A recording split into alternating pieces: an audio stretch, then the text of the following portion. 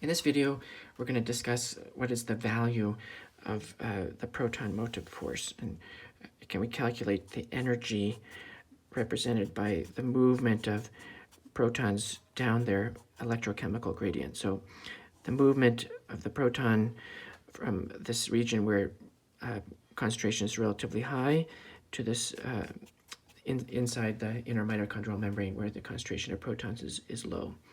Remember that this gradient is established by the electron transport chain, and we're utilizing the proton motive force to fabricate ATP, coupling this movement to a synthesis of ATP from ADP and inorganic phosphate. And the question here is, how much is this worth? What is the free energy? Well, there are two components that contribute to the energy of moving the proton down this electrochemical gradient, and they are the chemical gradient, and we can calculate the worth of this difference in concentration using RT, ln, and then of the ratio of the concentrations.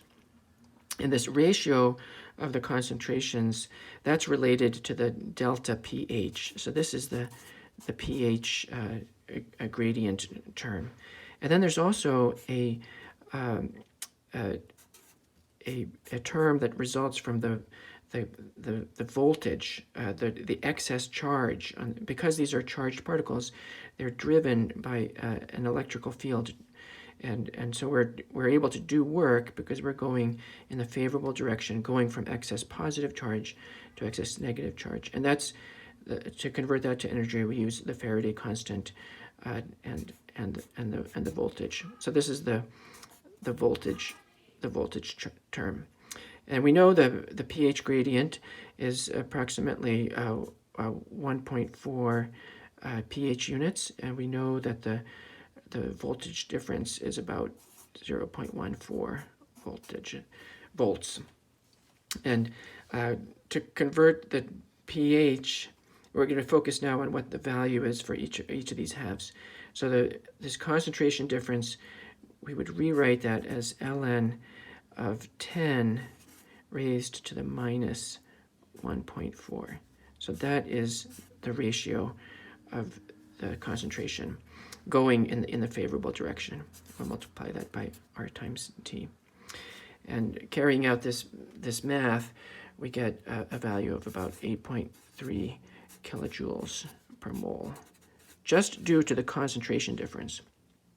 Notice that it's favorable, meaning we're thinking about the proton going across the gradient. So you can see where all these numbers come from. T, we're assuming is 310 Kelvin, and R, we're saying is 8.31 times 10 to the minus 3 kilojoules per mole. Over here, for the electrical component, due to this voltage difference, we have N being plus 1, meaning we're moving a positive charge across the membrane. Sometimes this coefficient is also called Z, meaning the charge, the number of charge units instead of N. But we're talking about moving one proton across 1 mole of proton. And the Faraday's constant is, I'm going to read that off of my notes so I make sure I get it right. It's 96.5 kilojoules per volt per mole.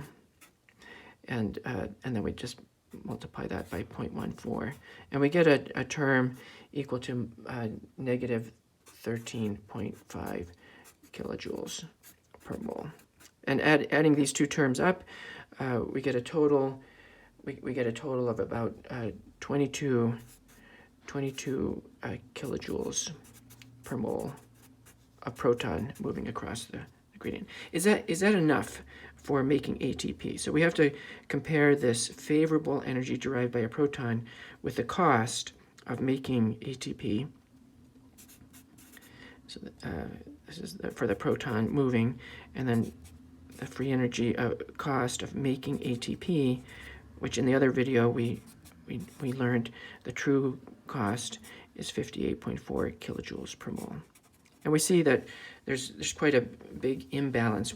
A single proton would not be able to make 1 ATP. But we're not using a single proton. If we think about the rotation of the C ring,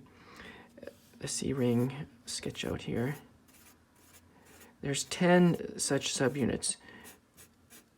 Each one is carrying across, is competent for carrying 1 proton across as we go from the outward facing half channel in the A subunit to the inward facing half channel of the A subunit.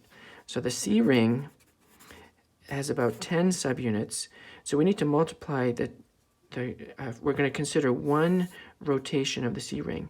So that means 3 ATP are made, and at a cost of approximately 180 kilojoules per mole. And in so doing, we've translocated 10 protons across, so minus 220 kilojoules per mole. And now we see that, yes, there is enough energy due to this proton motive force, the electrochemical gradient, to drive the synthesis of these 3 ATP.